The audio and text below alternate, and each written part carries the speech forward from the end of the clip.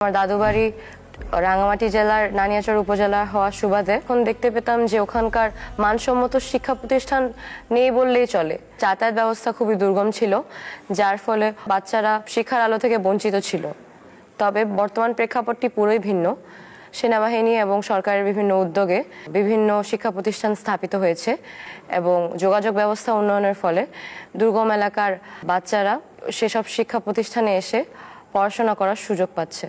সেনাবাহিনী পরিচালিত শিক্ষা প্রতিষ্ঠানে পড়ালেখা করার সুবাদে আমি খুব কাছ থেকে সেনাবাহিনীর বিভিন্ন কর্মকাণ্ড দেখার সুযোগ পেয়েছি এবং সেনাবাহিনীর যে কর্মকাণ্ড আমাকে সেনাবাহিনীতে যোগদানের জন্য অনুপ্রেরণা দিয়েছে সেটি হলো তাদের আত্মত্যাগী ও সাহসিকতার মনোভাব।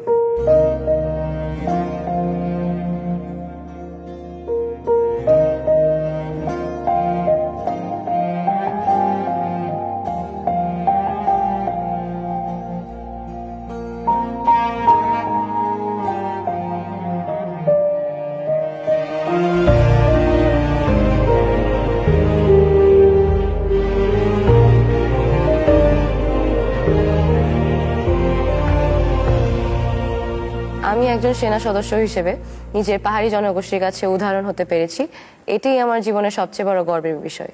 আমি একজন নারী, একজন পাহাড়ি এবং একজন সেনা সদস্য। আমি মাতৃভূমির সেবায় নিবেদিত প্রাণ। দেশের প্রতিটি কোণে সম্প্রীতির আলো ছড়িয়ে দিতে আমি সদা প্রস্তুত।